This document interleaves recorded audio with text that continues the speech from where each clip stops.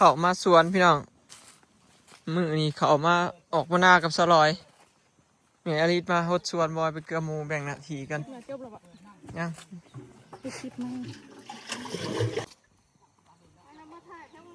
หดพักพี่น้องอันนี้นะบอยหดแล้วมือเศร้านี่หรือมื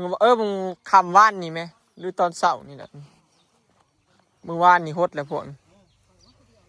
บอยมาหดกำลังงามพี่น้องมึงเนี่ยอันนี้ก็ขึ้นอันดอกมาเลยมันเหงาบ่ใหญ่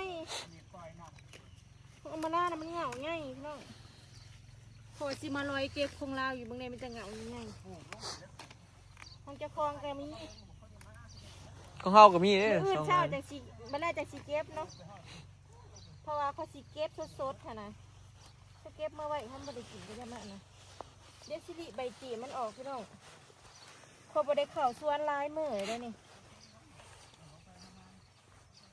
พักปลูกเองจ้าผมก็เลยมีความคิดในจริงส่วนลายข่อยคั่วเลยเดี๋ยวสิพาไปเบิ่งหมักข่อยปลูกเองพี่น้อง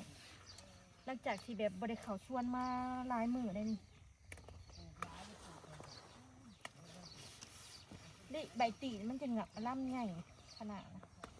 ผักบ่งนี่เขาก็บริมาเก็บเมื่อพัดเลยเนาะเก็บเมื่อนั้นทำมาใส่อันนี้มึงใส่เหี่ยวเลยออกมาเลยพักช่วงนี้แล้วกำลังงามกำลังอันเอาไปนะเอาไปคั้นสมก็ได้พี่น้องมึงผักบัวผักเปียกแล้วจมนี่ว่าจะเอาเมื่อขั้นสมเก็บผักบัวกับผักกาดหินพี่น้องว่าจะเอาไปขั้นสมจ้า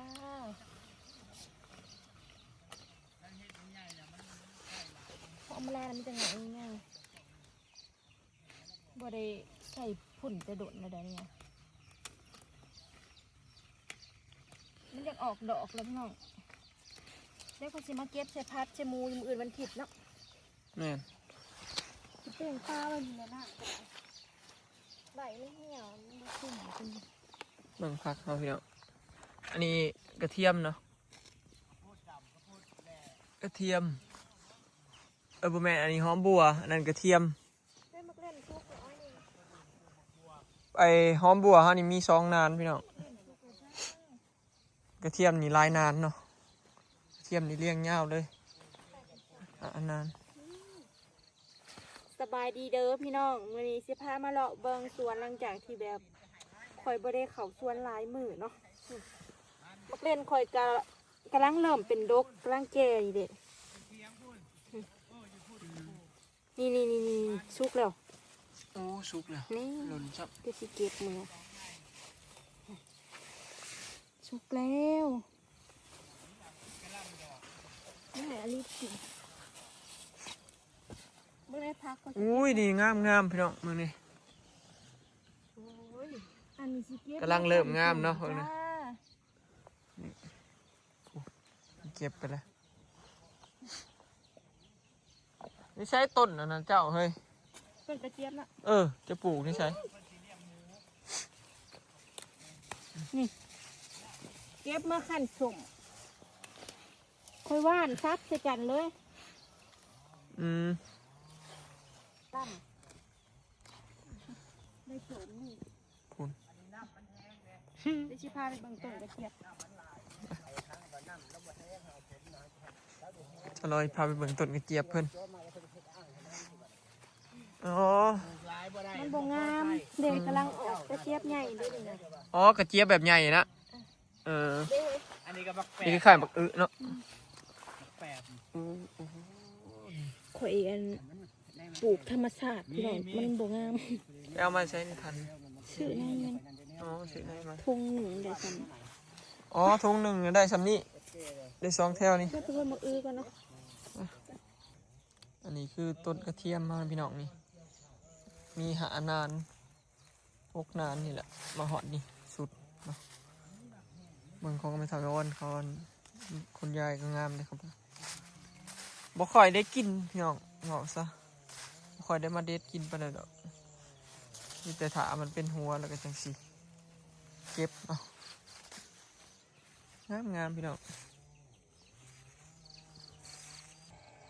บรรยากาศอยู่น้องบ้านสวนพี่น้องนี่ เฮิงแล้วเนาะเราไปได้มานั่งเล่นอยู่พี่น้อง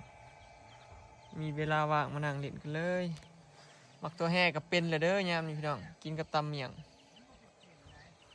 เริ่มจะแก่แล้วเนาะนี่อยู่หน้าบ้านสวนของพระเทามีมาพี่น้องมาฮดอันมักอึเนาะกับข้าวโพด บ่ได้เข้าสวนลายมือข้าวโพดออกดอกแล้วจ้า อ้าวออกแล้วตัวนี้โอ้ ออกดอกได้พักแล้วนี่เดียวนี่นี่ใส่พักแล้วนี่ อุ้ยไวว่ามึงเนี่ยนะเป็นพักแล้ว แต่ว่า เป็นหมากนะ บ่งามเทอปีแล้วเนาะบ่หัวาสิพักใหญ่หรือบ่พี่น้องก็ย่ามันเนาะ ยามันเอาบ่ได้ลงทุนหลาย ปีที่แล้วก็ได้ขายดีได้เพราะว่าขายพักละ10 บาทเนาะกว่ามันหมากละครึ่งโลพี่น้อง หมากใหญ่ ปีนกินน้ำหั่นแหละจักสิได้ขายซำใด ถาเบิ่งพี่น้องเดี๋ยวถาเบิ่งว่าปีนี้สิงามบ่แต่ว่าเบิ่งจากต้นก็บ่ค่อยงามปานใด ยังก็อยากปลูกพี่น้องอันนี้นะข้าวโพดของอีแม่แล้วคั่วกับคั่วน้ำกันกับสลอยเนาะของสลอยน่ะปลูกมักข่อยก็รดน้ำข่อยคั่ว แล้วก็อันเด้มักถั่วดินอีกเด้ มีทั่วดิน ของเฮาน่ะมีถั่วข้าวโพดถั่วดินพี่น้องแล้วก็บักอื้อ พักเนาะ แล้วก็ผักเนาะที่เฮาปลูกปีนี้นะพี่น้องมี3อย่าง4อย่างเนาะให้นี่ก็สิเป็นมักอื้อเฮาพี่น้องลงไปของพ่อเฒ่าเลินของแม่เฒ่ามาต้นข้าวโพดเพิ่น2 แถวเพิ่นน่ะปลูกแต่ข้าวโพดแหละพี่น้องข้าวโพดกำนี่มักอื้อจ้าให้นี่ดิเลี้ยงเลย ก็บ่ได้รดหลายมื้อแล้วจ้า ตะเวนกำลังจะตกดินพี่น้องเมืองบรรยากาศอยู่สวนเนาะ เฮ็ดกินแล้วเพิ่นยังมาหา สวนเกษตรบรรยากาศดีพี่น้องมื้อนี้อากาศเย็นสบายเลยบ่หนาวบ่ร้อน บ่ได้เข้าสวนหลายมื้อบังแน่ติดหมากแล้ว แต่พอฮู้ว่าสิเป็นหลายซำใดเนาะนี่ข่อยน่ะย่านคนเข้ามาแล้วย่านเข้ามาเหยียบยอดมันน่ะพี่น้อง นี่หยอดมัน ถ้ายอดมันหักมันคือแบบคันเฮาชูนหมากมันบ่จับเด้ หากบ่มีไผเหยียบดอกเพราะว่ามันบ่ได้มีไผเยื่องเขียดล่ะกับอีหยังมันก็เห็นง่าย มีคุณเข้ามา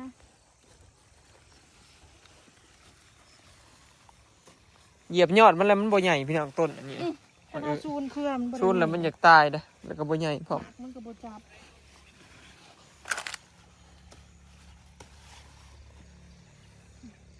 ว้าติดหมากเบ่แล้วพี่น้อง นี่เป็นดอกเป็นหยังบ่ สิ ล่ะ จับอยู่บ่จะใส่เป็นโคตรอะไรดีๆนะคะ นี่ดอกมัน โอ้ยหมากมันแมงโอ้ยบ่ติดซ้ํพี่น้องมาใส่แกงใหม่เฉย นี่อีกหมากหนึงพี่น้องเป็นแถวขอมันแถวเครือนี่ทางในผู้กระแมนนี่จากสิเป็นลายสำใดต้องรอรุ่นเบิ่ง ว้าดีใจพี่น้องเจ้าของปลูกก็แบบมีความสุขเนาะผู้ใดเป็นคือกันเวลาเฮาปลูกนั่นนี่แหละมันแบบว่าออกหมากออกผลแล้วเฮาแหละมีความสุขเฮาดีใจเนาะอันนี้บ่ฮู้ว่าสิจับบ่ นี่นะพี่น้องเป็นหมากอยู่คือว่าเห็นมันออกหมากลายอยู่เลย อืม พาดหมากนี่บักใหญ่พี่น้องมึงเลยใหญ่เนาะหมากนี่ใหญ่คักเลยหมากนี่โคตรจ้าบัดนี้ ส่วนข้าวโพดก็หมากตัวดินนี่เฮาเป่งเอาพี่น้องเป่งนำซอซะเอาเห็ดเป็นห้อง เป็นหมากลายจักสิจับซั่นเลยทางมันก็เป็นทางเหงามันก็เลยบ่ทันจะเก็บมันไว้ให้มันเอาไปซ้ำเถอะตัวใหม่ มะข้าวโพดปีนี้เนี่ยมันของไผ่กับบ่ค่อยงามเนาะแต่ว่าของมันทะลุนนะงาม เราคั่วได้เอาดุใส่ผุ่นขี้หมู บาทนี่นะเคลื่อนไปทั่วแล้วโคตรเนี่ย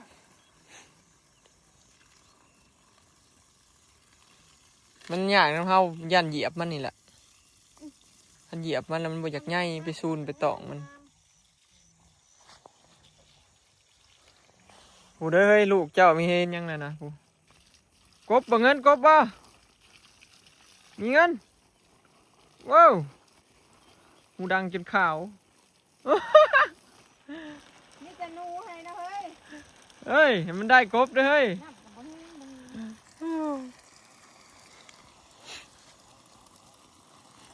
มืดพอดี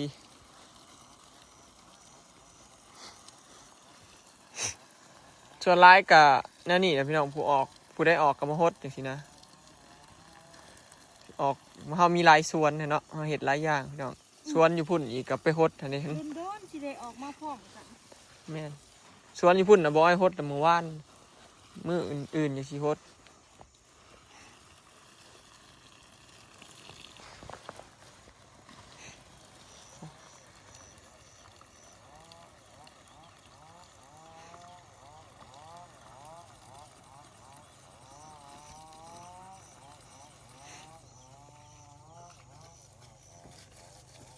น้ำเต้า น้ำเต่าเพิ่นก็มี งามขนาดเนาะไม่ได้พดคู่มือเลยอ่ะบาทคนมือ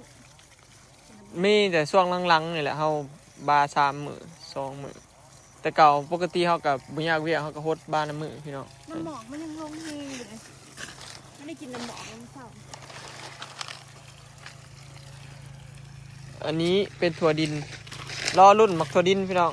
ปีนี้มันจะเป็นอะไรอันนี้นะปล่อยน้ำมันแท่งเอาน้ำสละใส่เอาทอมาต่อใส่ปล่อยมันไปตามหล่องมันพี่น้องสบายได้เห็ดแบบเป็นหล่องน้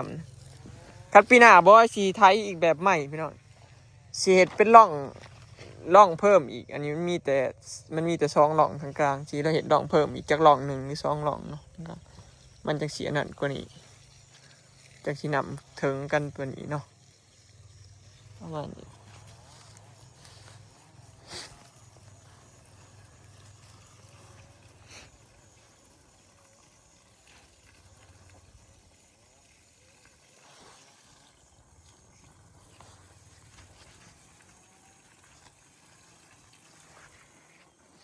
มันเริ่มที่ทั่วให้หน้าแล้ว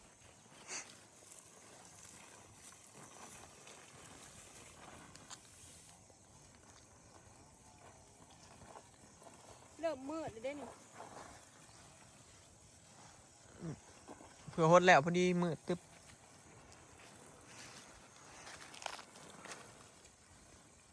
แล้วสิพาไปส่องเบิ่งข้าวโพดมันเท่ามาพี่น้อง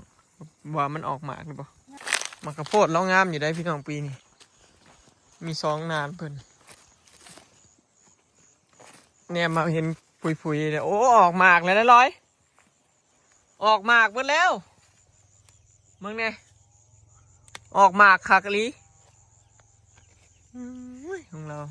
ออกจนเบิดสุดต้นแล้วของเราหน่อยเลี้ยงต้นเลยพี่น้องมึงเนี่ยนี่แต่พักใหญ่ๆเลยออกต้นละหมากเขามันออกต้นละหมาก2 หมากนี่หมากใหญ่เนาะพี่น้องนี่คือมันออกต้นละหมาก2 หมากนั่นนี่หมากใหญ่เขามันออกต้น1 3 หมาก 4 หมากแล้วมันยักหน่อยงามเลยที่ว่างามอยู่เนาะมะข้าวโพดเป็นเท่ามาเพิ่นปลูกแต่มะข้าวโพดกำเบิด2 นานเลยนี่เลี้ยงมานี่เพิ่นปลูก2 นานข้าวโพดมีแต่มะข้าวโพดแหละอันนี้คือสวนข้าวโพดพอเท่าเลินพี่น้องอันนี้ก็ถั่วดินเห็ดเป็นคู่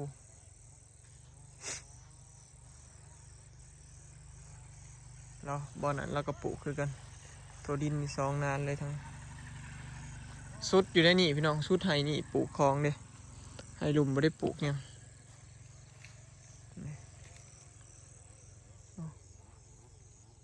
บอยวะแซ่บอยู่ได้มาข้าวโพดแหลกอะมันสีบหวานเท่าข้าวโพดเหลืองแต่ว่ามันสีกินได้หลายกว่าข้าวโพดเหลืองเนาะพี่น้องข้าวโพดเหลืองหลายหวานกว่าละแห้งโพดบอกว่าหมักข้าวโพดขาวพี่น้องแต่ว่าเฮายังบ่ได้มีไปปลูกข้าวโพดขาวมีแต่ปลูกข้าวโพดเหลือง มันสีมันๆไหมข้าวโพดขาวมันสีมันๆหอมๆบ่หวานปานใดนะบ่ไอ้หมักเหนียวๆเนาะแบบนั้นล่ะมันไก่มันไก่ บักบวบนี่ก็ไม่ได้เฮ็ดข้างปล่อยมันลอยไปเลยจ้าเราก็จะเก็บกินแบบนี้ปีที่แล้วปลูกเครือเดี๋ยวซองเครืออีแม่ปลูกใส่ให้ข้าวโพดมักบวบนี่ตั้งสิกิน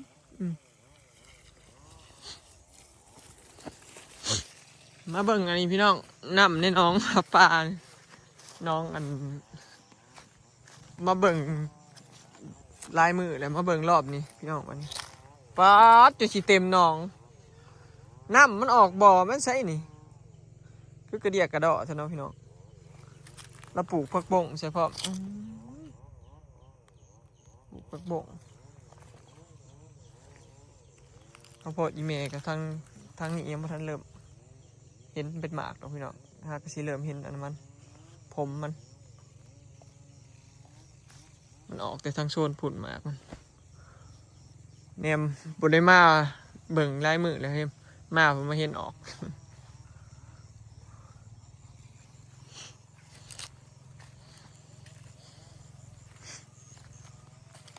นี่แหละพี่น้องเนาะแต่ละมือก็